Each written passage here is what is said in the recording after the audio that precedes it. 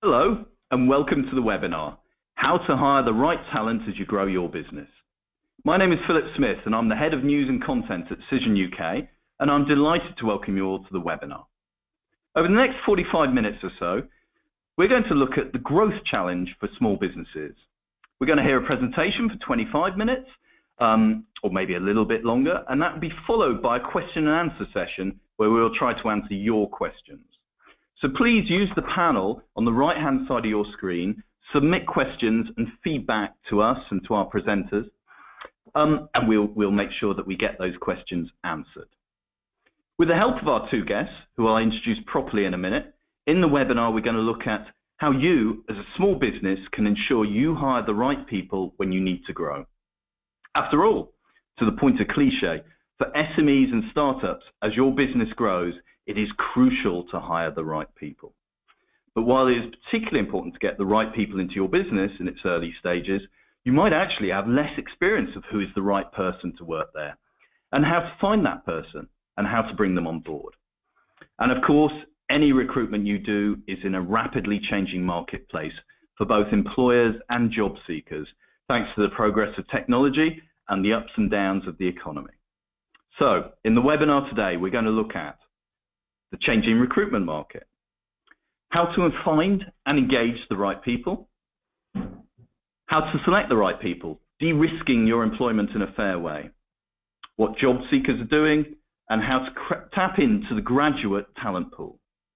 And also, as we go through this, we're going to try and point out some of the common pitfalls experienced by businesses when they make hires. To help us cover all this, I'm delighted to introduce our two presenters. They're both from TalentPool, a talent matching business, which specializes in SME clients and graduate recruitment. And they're both called Tom, which I'm assured is a total coincidence.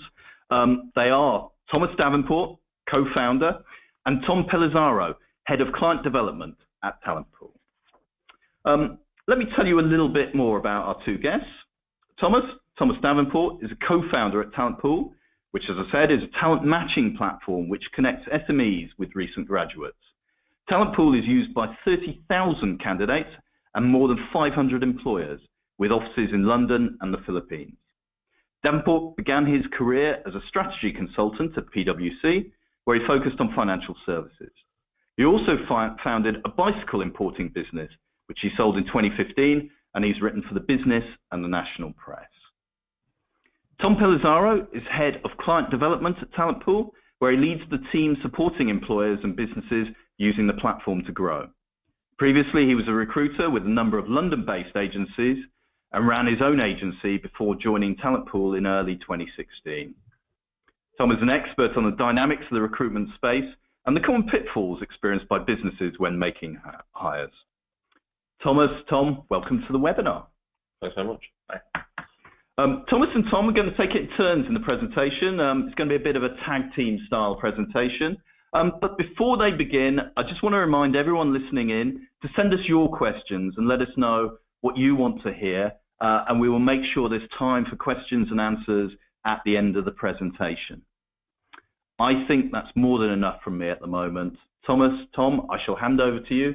Please start the presentation. Thank you, Philip. Tom Davenport here, henceforth known in this presentation at least as Thomas, just for simplicity's sake. And first thing to say is thanks so much indeed for having us here, and thank you to Gorkana and Cision for hosting us in your offices. Much appreciated. So we've got a brief slide here which provides an introduction to our presentation, but I think actually that's been covered by everything that you just said. We're just going to go through the key themes in hiring for an SME.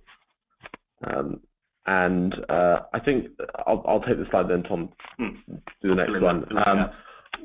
What we're attempting to summarize here as a sort of entry into the discussion is the landscape. So what are your options when you're considering finding someone for your business, i.e. hiring someone? Broadly speaking, what channels might you use to attract, engage that individual? So the first one is the very obvious one, advertising. That could be in its most sort of traditional format in the newspaper or even physically in the side of a shop, but of course, more likely it will be on an online job board. The second is another traditional format, which is a recruiter or an agency, so where you employ individuals to use whatever their technique they employ to engage people for your business on your behalf, and you then pay them a fee, of course, for that. Then there is the job board search, which is what we meant by that, I think, is effectively sort of searching through profile databases of individuals. So that most obvious example would be LinkedIn, identifying by using search terms individuals within LinkedIn or any other profile database to engage and proactively engaging them yourself. So that's kind of doing what a recruiter might do, but yourself, going out, reaching out yourself. The next one is internal referral/network. And what that means is using what you have already. So using your contacts, using the contacts that exist within your business and between your business and other businesses to make a hire. That, of course, is a very effective technique, one that can often result in brilliant hires and finding just the right person who you've already got a level of trust with. But there are issues there, particularly to do with scalability. And then there's new tech, and I suppose TalentPool sits within this category, but there are a load of nascent platforms, nascent pieces of technology at various stages, from super early stage to kind of making an impact, which can be deployed at various stages in the recruitment cycle to find new people for your businesses. So that, broadly speaking, is how certainly we at TalentPool think about the landscape. And when you're thinking about hiring someone, broadly speaking, what could you do? What channels might you employ?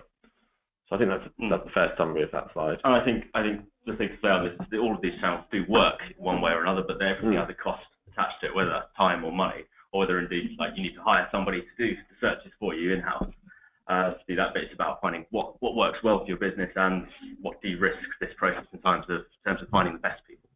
So moving swiftly on. Here, this slide is all just about sort of classifying exactly what common roles are, more than anything else. So, but as a small business or a startup coming into this space, typically the roles that we most commonly see people hire for are within sales and marketing functions, taking your product to market and scaling once you've got a proven concept. In the operations and account management side of things, in terms of making the product work and delivering on it, as well as keeping that client base happy while you expand elsewhere. And admin and support, which a lot of people don't think about, but the time it takes for you to even set meetings up is time where you could be best spent elsewhere at this stage, as well as tech development, which most startups have a real focus on, especially with most startups having a digital element to them, which tends to be one of the trickier areas to hire for. But I'm sure we'll come to that in a little bit more detail in a moment. Great. So this is actually a really important point, I think. It's a very, very simple one, but it goes to the heart of everything that we do as a business, how Tom and I work, and I think is a very useful principle when you're setting out on your journey of finding someone to join your team, be that the second person on your team or the 202nd person on your team. And it's stated there on the slide, the obvious stuff counts for nearly all of the search. And we know this because on our board is the chairman of, in fact, the UK's largest executive search business, sort of the gold standard in that sector. And when, for example, and this isn't a real example, this is, say, BP is seeking someone for their board, they will, whichever firm that BP is employing to do that, or indeed BP's internal executive search team, would narrow down to a group of, say, 50 conceivable candidates, so they're senior execs in the oil industry. That's the first thing they'd do.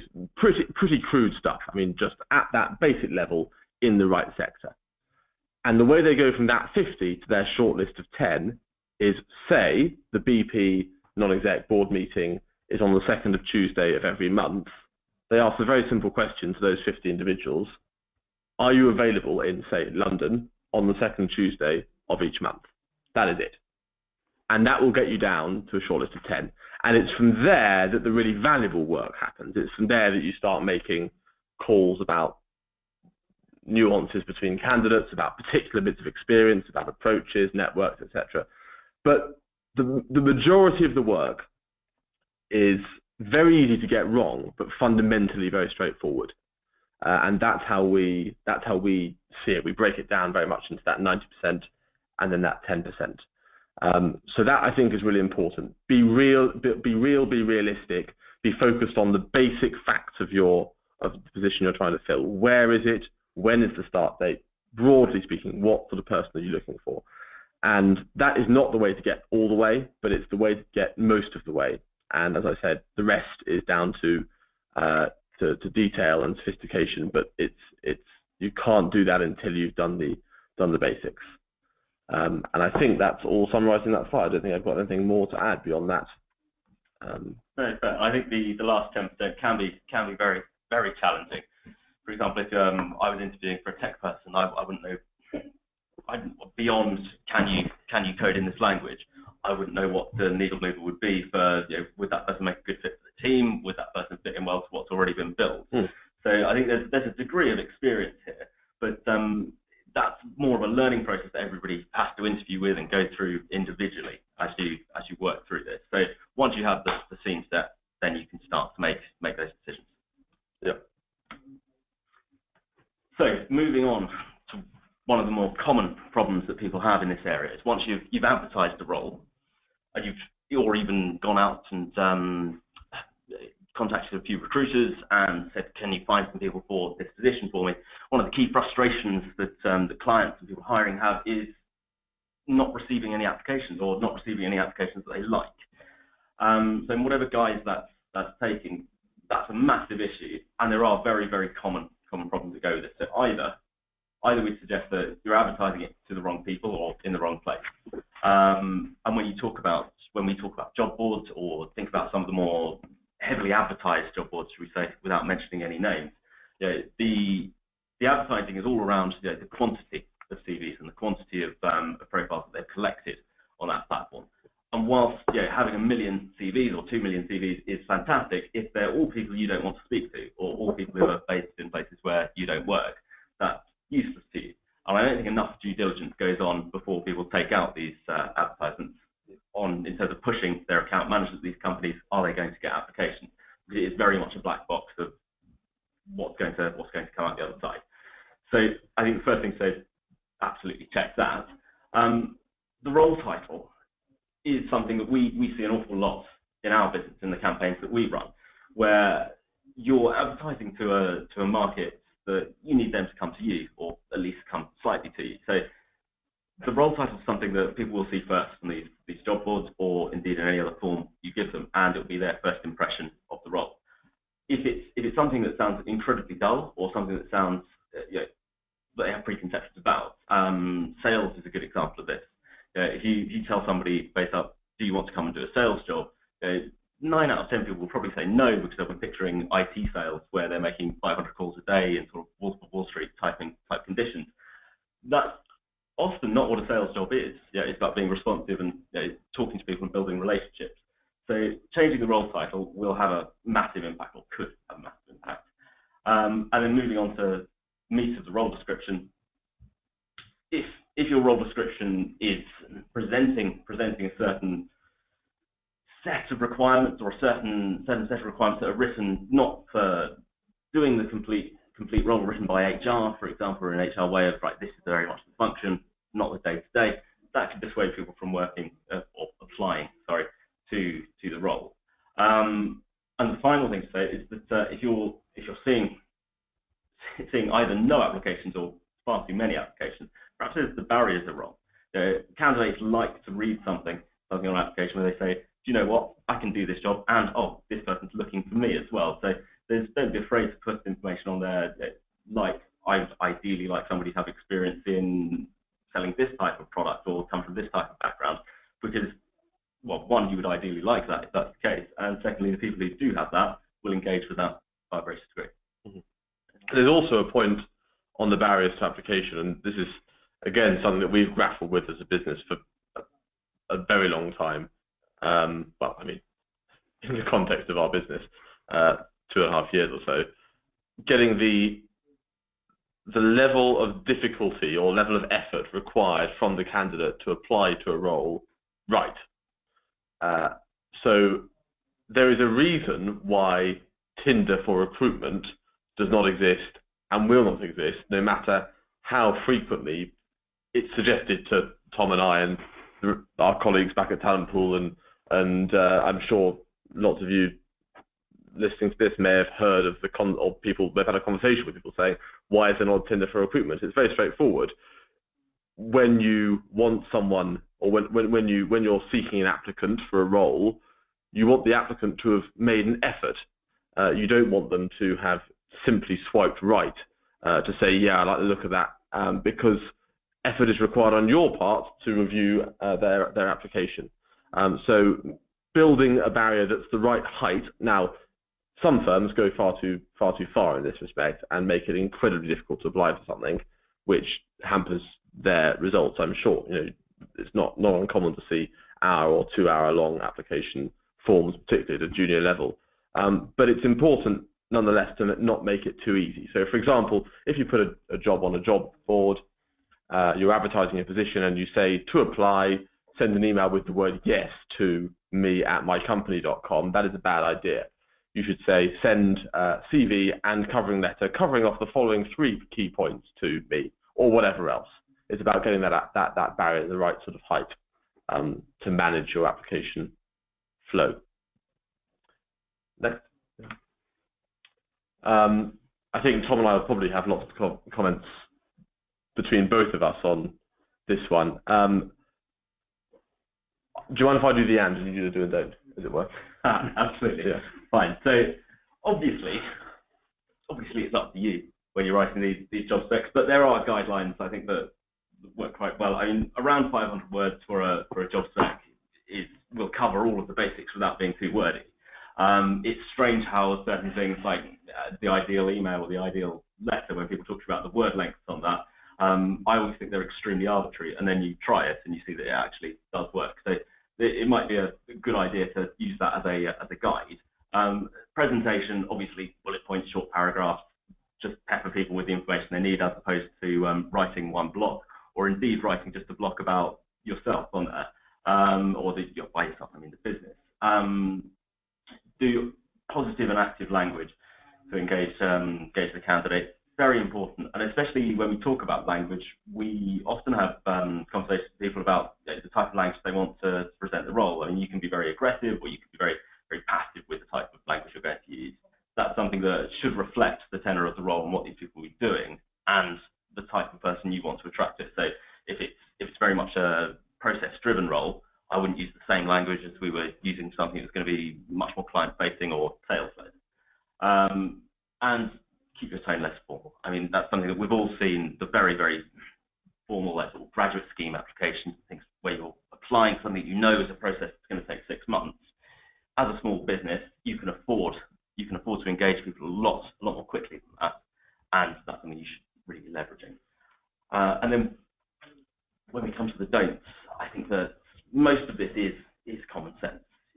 Nobody likes hearing these cliches. If you're writing a cliche, as is on the screen here, think outside the box, or blue sky thinker, or things like that, I think you will put people off, because it suggests that you've run out of things to say that are cogent within the spec.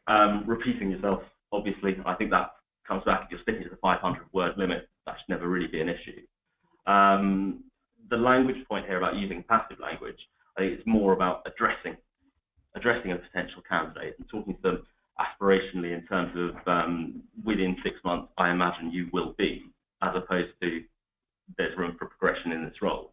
And the last thing is something we see an awful lot, where there's no sell on the role, and it's often not enough to put just benefits. We see smaller businesses can be more flexible with their benefits anyway.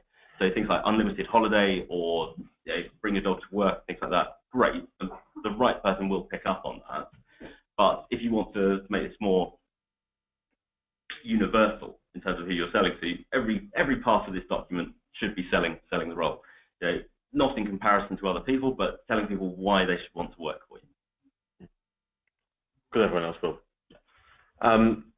So the and if this is slightly cryptic, let me explain. And I think this may be particularly relevant to an SME audience because the smaller the business, the more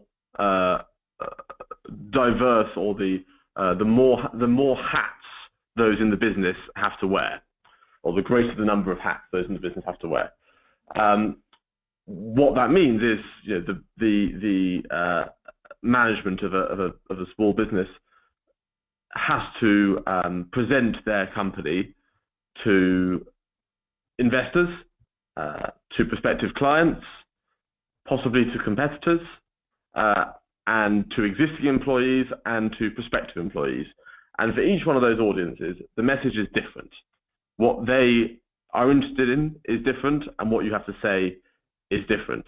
And that's very important and frequently done extremely badly. And I say that only because we look at job specifications being pushed through TalentPool, and so often they talk about, company X is a market leader, differentiated on the basis of its enhanced sourcing platform and supply chain logistics capabilities, which honestly a candidate, particularly a graduate, really does not care about. What they care about is that there's a company in the right kind of sector, which will offer them a great learning opportunity, a nice team environment, will give them particular development opportunities that they're looking for, etc. It's specific to each candidate, of course, but describing your competitive edge is not what's going to engage prospective employees, such as, or just as describing why you're going to be so fantastically profitable in 2 years doesn't really interest prospective employees. But it's amazing how frequently that is not abided by. So it's really, really important, just as with writing any sort of advertisement or writing a press release or anything like that, to really think about who your audience is and think about what they really care about when you're writing the spec. The need to hire. Shall I? Yep. Yeah. Obviously, every small business there'll be a moment where you think, wouldn't it be great if we had somebody else in here? But when do you need to start that process? There needs to be a clear case for it, and we'll go into the rationale and the financial implications of it, I think, in the next slide. But to identify the need to hire, we've put it into 2 categories here. Either you're unable to properly deliver on your sales due to the capacity. Everybody's working at full strength, and you need somebody else to come in alongside you. That has its own inherent problems in there, because let's say if that's a sales or operational forecast, either somebody's going to need to come in and hit the ground running from day one for you to even maintain your current sales, or you're going to need to sort of accept that there's going to be a training period and sales may dip so that you can grow in the long term, or there's a pull to hire, in which sense this is more of a planned hire, in the sense of you've got your 12-month plan, you're coming up to capacity, you think, right, we have a slight lull here, let's train somebody.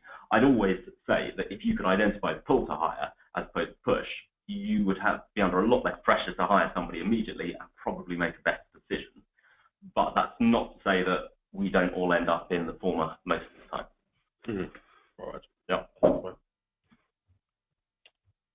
This is, I suppose, a slightly more process-focused iteration of the point which was made earlier about the basic stuff is what gets you most of the way there. And we have this 80%, 90%, it's a conceptual point, really. Get 80% of the way there with a cold heart and go the final 20% only with the heart. And I think we iterated that, or I described that earlier. Draw out some basic criteria initially, and then when depending on whether or not they're met, you then apply the slightly more nuanced ones. So some detail on that. This is an approach that we found very effective in the past. Identify 10 criteria your ideal candidate would meet, score candidates against these criteria, and those who score 7 or below should be excluded, i.e. 8 is a pass. And once someone scored an 8, treat an 8 as equal to a 9 or a 10. They're all equal at that point. And thereafter, it's the heart only. It's meeting them, it's thinking about how will this person be in my team, how motivated will they be, etc.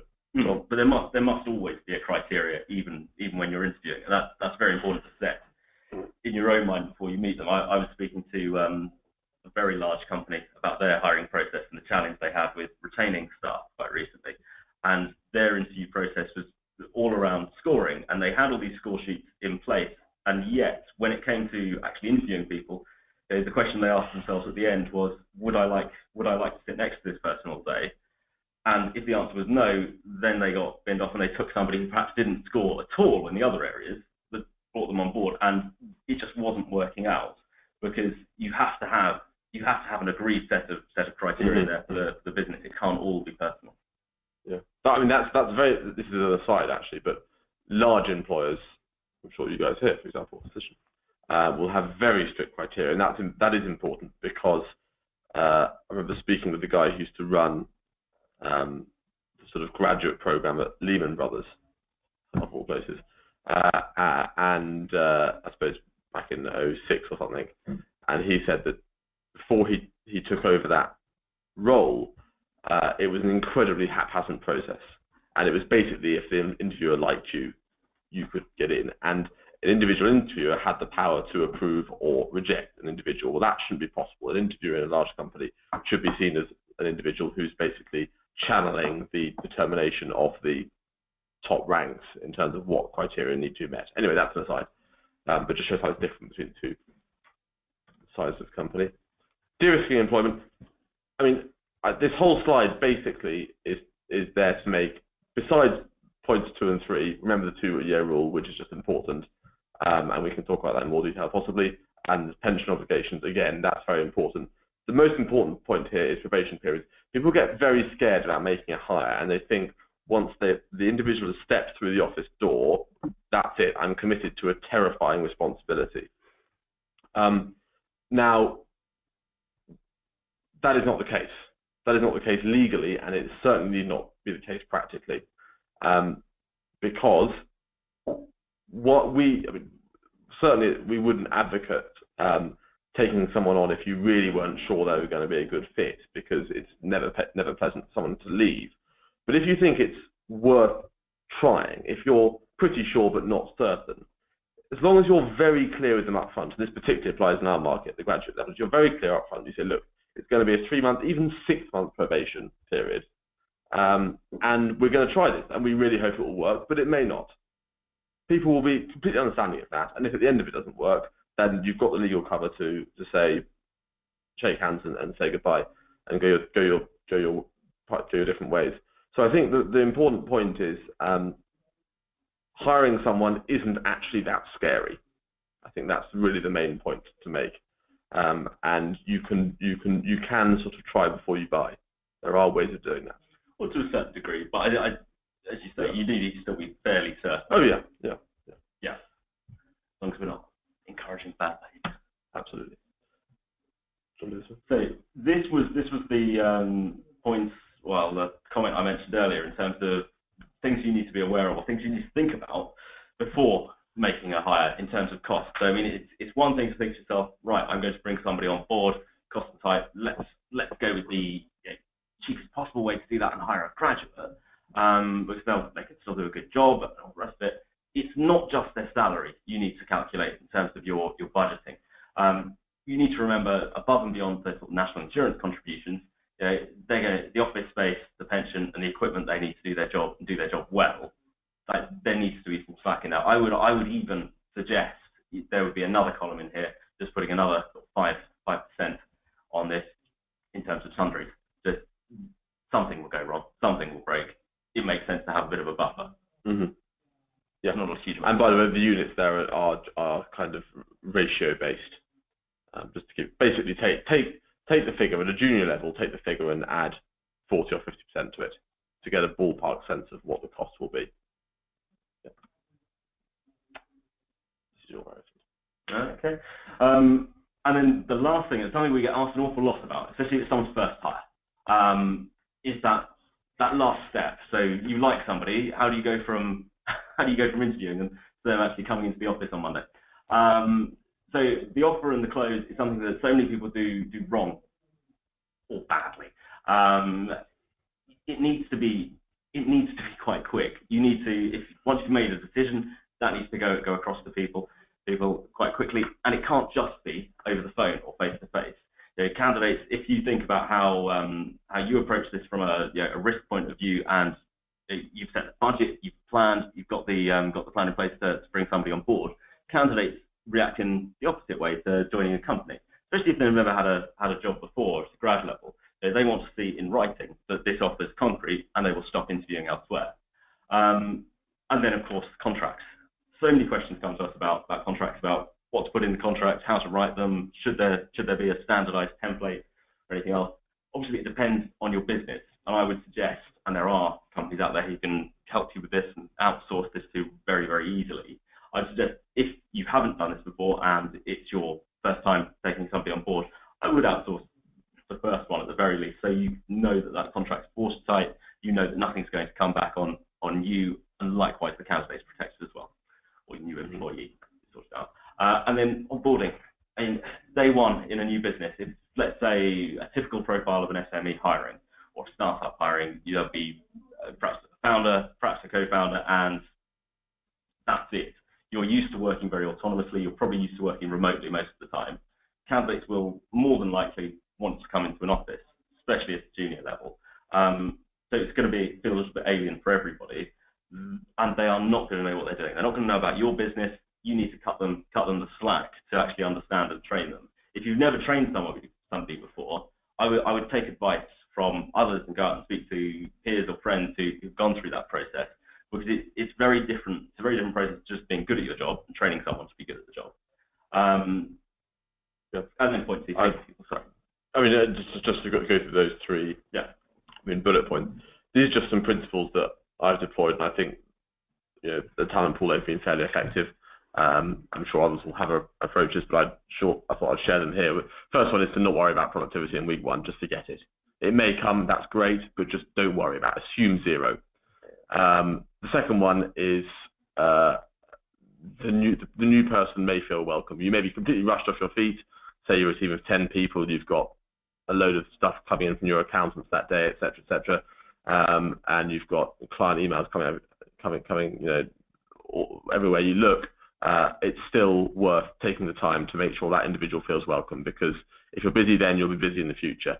But if they were made to feel on that day one that they were important and you valued their arrival, that will pay dividends in the future. So that's an important one.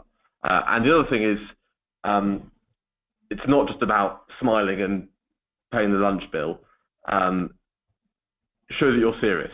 Show that you're a serious company, because arriving on day one to a scene of chaos where there is no program mapped out or the program is in someone's mind is not inspiring and does not make you think, great, I'm going to stay here a few years and really grow with this business. It makes you think, oh dear, I hope I can help these guys to do a bit better, which is not the way you want to start.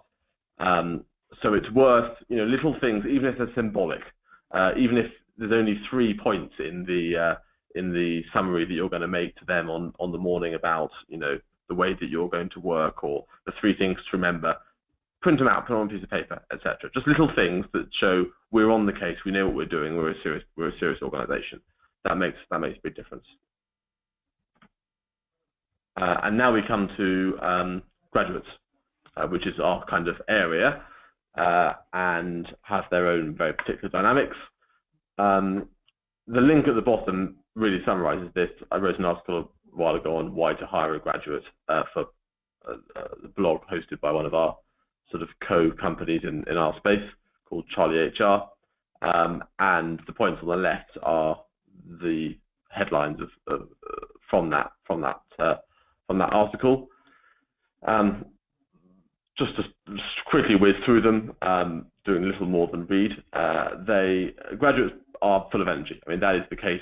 Businesses are energized by junior young people joining them, and that alone can add a lot to a company's sort of dynamic and culture.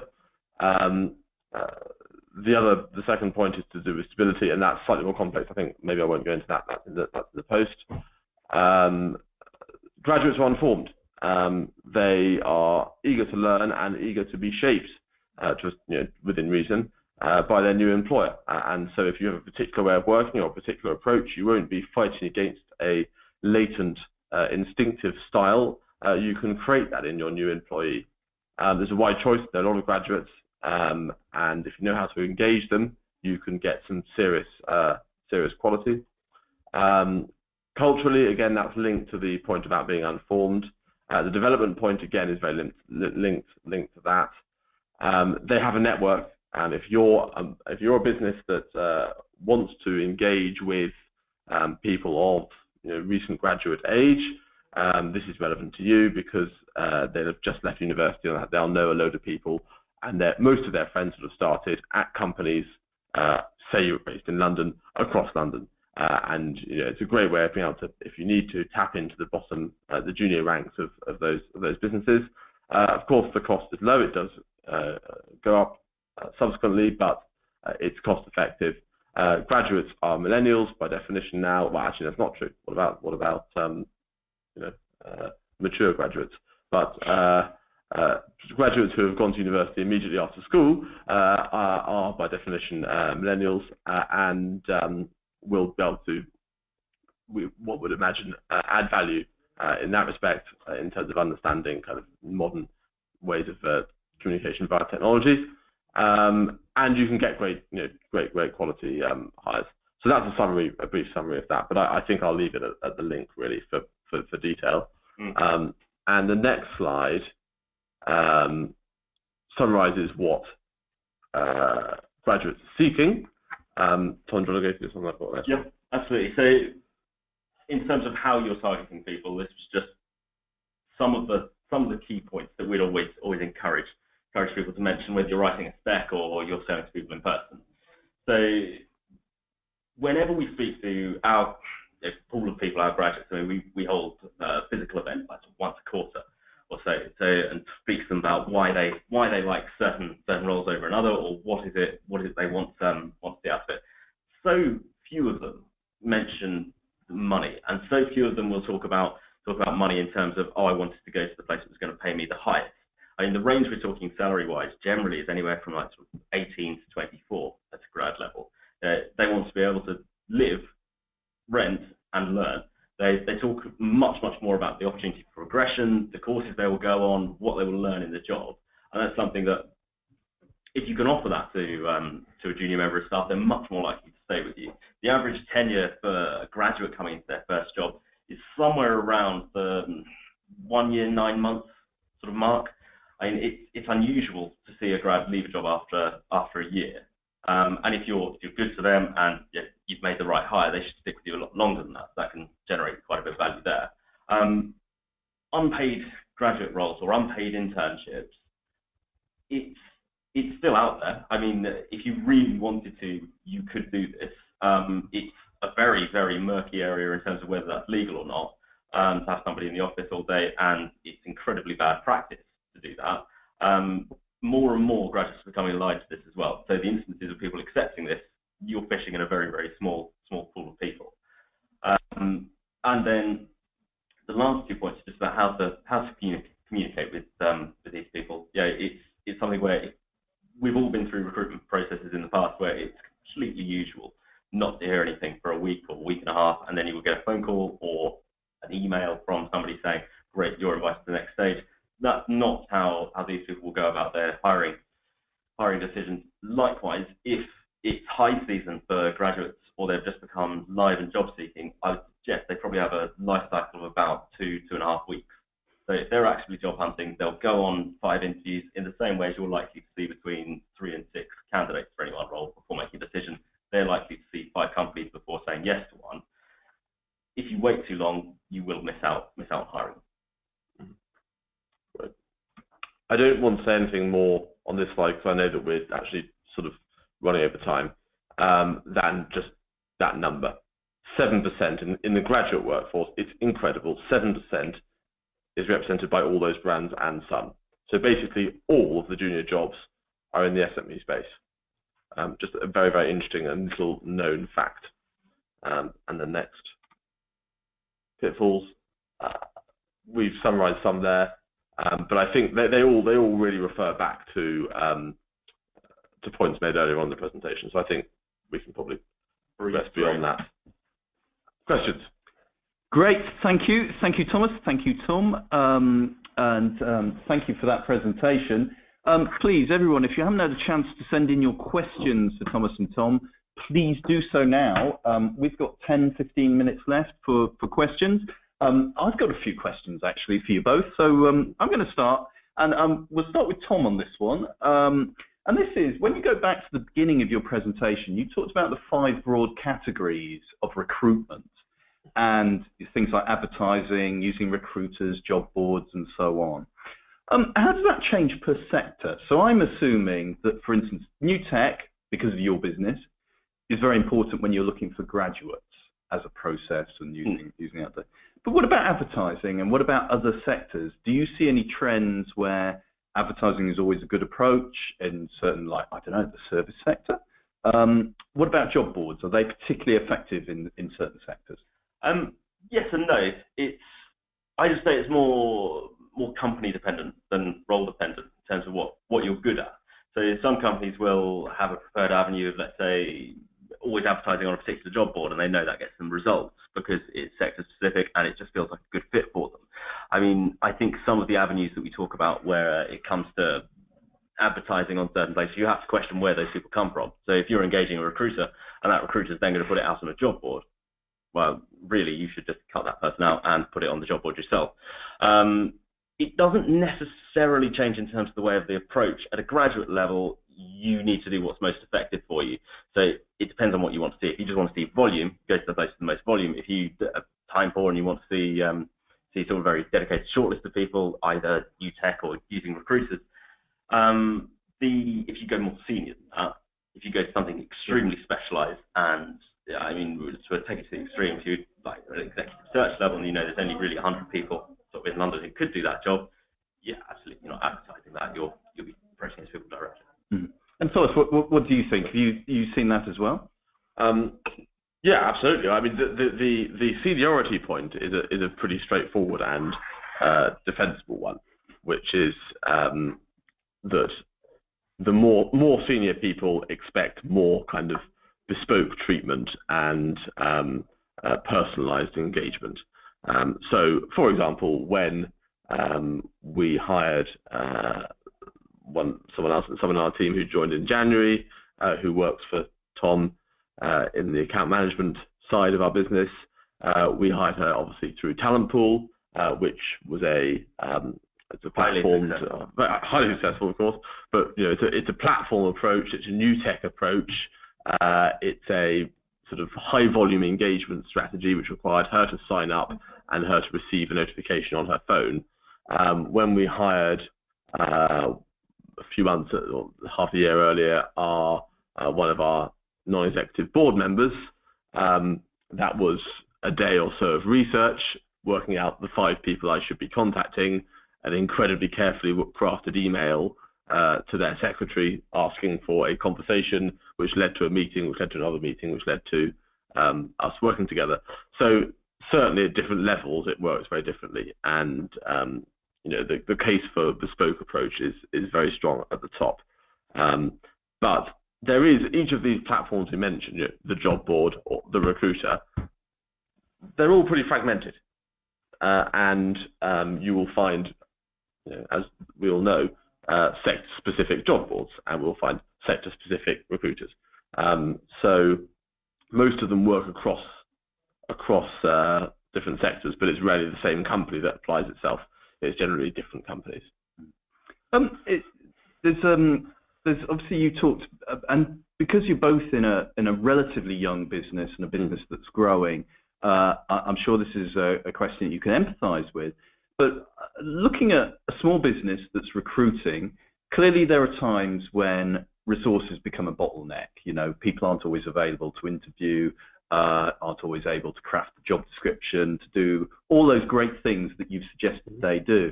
And Thomas, I was going to come to you first on this. When this was really about, are there things in this process, and your process, I know you divided into an 80-20% process in terms of very logical, very hard facts, and then into more empathetic sort of recruitment.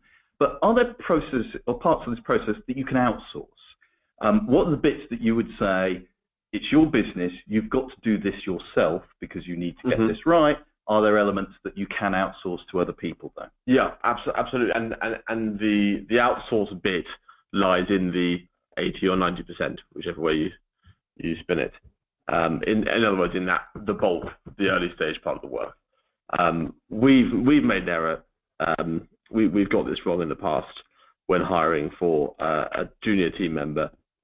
We received a handful of applications through our platform, and we invited them all to interview, which was silly and wasted our time, wasted their time. Much better to have done some really hard upfront filtering, effectively, at that stage, and then only applied real serious effort for that final sort of heart 20%. People say it all the time, and it doesn't make it any less true, that particularly for when you're managing a business, hiring the right people, recruitment is the most important thing you do. Set the right direction and hire the right people, and you'll go. That is the case, but that does not mean that you have to be incredibly inefficient and go mad, you know, staying late at night, filtering through 600 applications. You can be ruthless in that early stage, or rather effective in a kind of time effective at that early stage. The real effort and care has to come in later on. So certainly, doing that 80%, you can outsource acquisition of the candidates. You can outsource design of the advertisements. You don't outsource the whole damn thing if you like to a recruiter.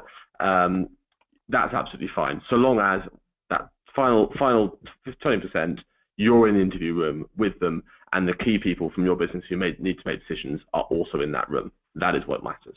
Great. I've got a question that's been sent in that sort of alludes to some of this in terms of, but this is more about how much you invest in terms of time and money. So, Tom, I'm going to come to you first on this, and then, Thomas, I'll come to you. But the question is, when recruiting, how do you decide upon how much to invest, both in terms of time and money? So is there a magic formula, a magic ratio about what you should be investing in? For instance, you know, it's very easy to cost recruitment in the sense of you know that you're going to commit to a salary for a new hire. But what about the amount of time or money you should be spending in terms of getting that right hire? Well, in an ideal world, the time input should be minimal. And once your process is set for this and you've done it a few times, you'll start to get in a bit of a rhythm of doing it. In terms of investment of money, it sort of depends how you want to outsource this. And I think Tom's point about almost about sort of like deciding who your supplier is going to be, you know, is important as deciding what any other supplier for your business. So whether that's for your phones, your internet, whatever, you need someone who product works and is going to be at a fair price. And once that's together, you can start to think about this in a little bit more about the efficiencies. The first time you hire, in all likelihood, you're going to have to go and meet these suppliers, or you're going to have to talk to them in quite a bit of depth to figure out, you know, what it's going to cost and what the various options are. Often, the more expensive it is, the less time and effort you will have to put in, because people will do more of the work for you. But it's about deciding how much of this can I do myself, how much of this is simply cosmetic that really, it's only going to take me 20 minutes to decide. And then from there, you can get a good barrier about what you're prepared to spend. Yeah, I think I'd work backwards, really. I think I would work out what you need to deliver, and if it's a hiring outcome that you're looking for, you really need to get that outcome. I mean, you can't not really. It's not really negotiable. If you need an account manager to look after 50 new clients you've just won, either you wave goodbye to the clients or you get that account manager. So you've got to do it, and then it's a way of working out what's the most effective approach and how much budget do you have to achieve that outcome. Pretty much all recruitment is possible on a £0 budget, but it may take an inordinate amount of time and effort to deliver. I see we've got a question in from someone who might be a little sceptical about some of the new technological and digital channels you've been talking about. So Thomas, I'm going to come to you first with that question. Before I do so, though, I just want to say to everyone, yes, we are recording the webinar. We will make that available for everyone who's registered after the event. And of course, we will make Thomas and Tom's slides available as well, with all those extremely helpful nuggets of information. Thomas, this question then, this is about ensuring that you get the value still out of any person-to-person or face-to-face contact during the recruitment process. So this is, how do you ensure that the value of person-to-person meetings and relationships aren't lost among all of the tech and digital options? Yeah, this is a really important question, and something that it comes straight to that 80-20 point. And I've been challenged on this a lot in the past, and in the early days, particularly when I said, "Oh, I'm going to set up this platform, it's an online business, and we've got this, great bit of technology that matches people and companies, and it's a recruitment product essentially." And people say, "Well, that's ridiculous. Recruitment is a person-to-person business. It's about people. It's about understanding interactions. It's about understanding cultural fit. So it's guaranteed to fail." And we now know that premonition, thankfully, was not entirely accurate. And the reason for that is that we were never advocating, never, and we would certainly not do so now, to remove the interview.